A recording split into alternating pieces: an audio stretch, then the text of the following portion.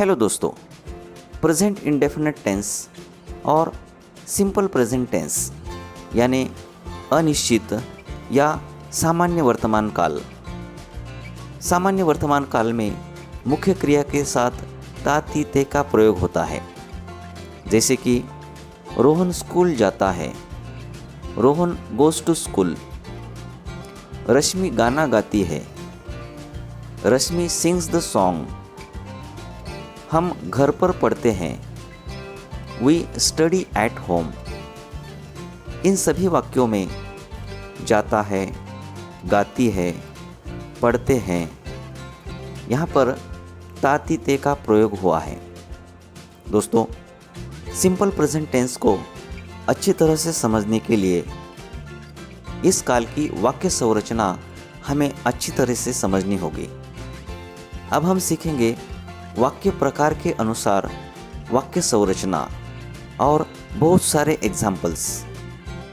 पहला वाक्य प्रकार है अफर्मेटिव सेंटेंस यानी सकारात्मक वाक्य। दोस्तों, सिंपल प्रेजेंट टेंस के वाक्य संरचना के अनुसार पहले सब्जेक्ट यानी कर्ता को लिखा जाता है। कर्ता के अनुसार वर्ब यानी क्रिया का फर्स्ट फॉर्म और क्रिया के साथ यस या यस का प्रयोग होता है और फिर उसके बाद ऑब्जेक्ट यानी कर्म लिखा जाता है। अंत में अन्य शब्द जैसे कि क्रिया का स्थान, समय आदि शब्द लिखे जाते हैं। दोस्तों, अब हमें इस बात को समझना है कि कब हमें सब्जेक्ट के बाद क्रिया का फर्स्ट फॉर्म लेना है और कब हमें सब्जेक्ट के बाद क्रिया के साथ यस या यस लेना है। दोस्तों, सब्जेक्ट अगर फर्स्ट पर्सन सिंगुलर हो या प्लूरल हो जैसे कि आई और वी, सेकंड पर्सन सिंगुलर हो या प्लूरल हो जैसे कि यू, और थर्ड पर्सन प्लूरल हो जैसे कि दे, इन सभी सब्जेक्ट के बाद हमें क्रिया का फर्स्ट फॉर्म लेना है। फॉर एग्जाम्पल, मैं बहुत तेज भागता हूँ, I run very fast. Next example है मैं सेब खाता हूँ, आई ईट अ एप्पल। हम रोज घूमने जाते हैं, we go for a walk every day. हम घर पर पढ़ते हैं, वी स्टडी एट होम। हम वीकेंड पर क्रिकेट खेलते हैं, we play cricket at weekends. तुम अपने पिता की आज्ञा मानते हो, यू ओबे योर फादर। तुम बहुत अच्छी अंग्रेजी बोलते हो, you speak English very well. वे हर दिन क्रिकेट मैच देखते हैं, they watch cricket matches every day.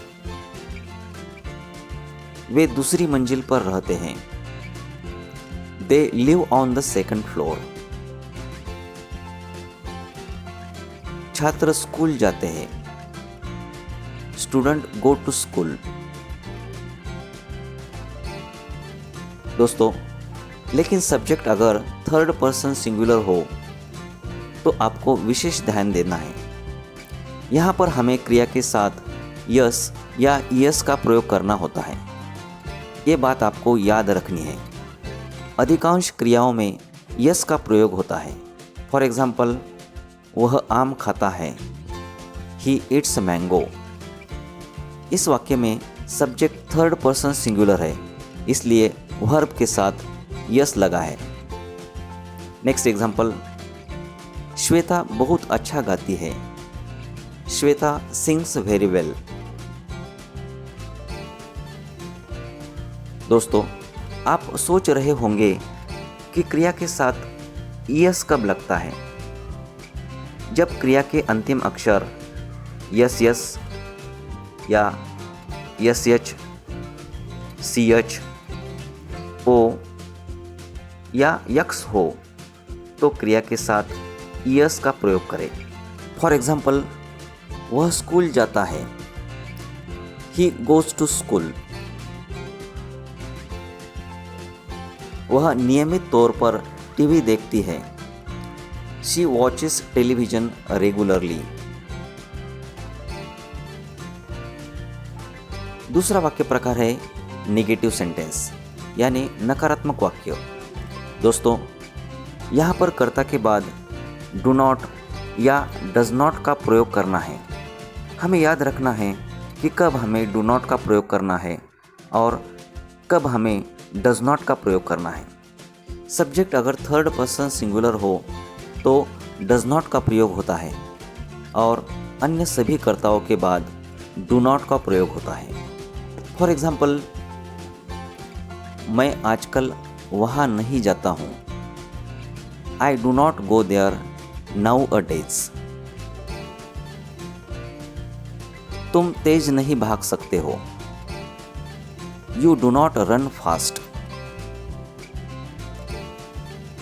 वह अंग्रेजी नहीं समझती, she does not understand English. वह चाय नहीं पीता है, he does not drink T.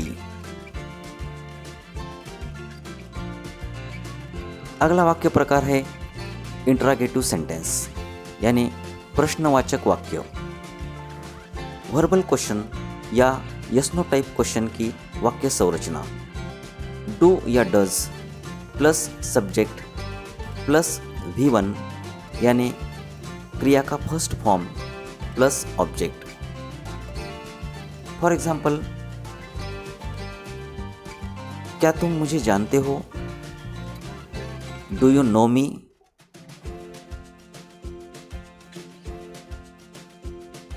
क्या वह रोज कॉलेज जाता है, does he go to college daily. WH question की वाक्य संरचना पहले WH वर्ड प्लस डू या does plus subject plus V1 यानी क्रिया का first form plus object. For example, तुम क्या चाहते हो, what do you want.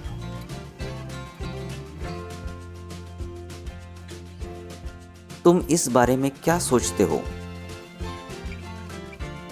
What do you think about it. वह कहाँ रहता है, वेयर डज ही लिव।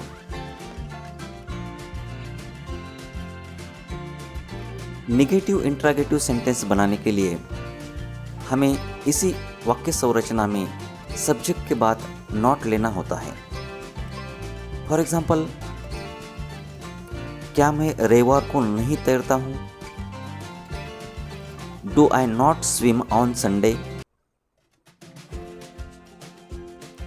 क्या वह तुम्हें फोन नहीं करता है,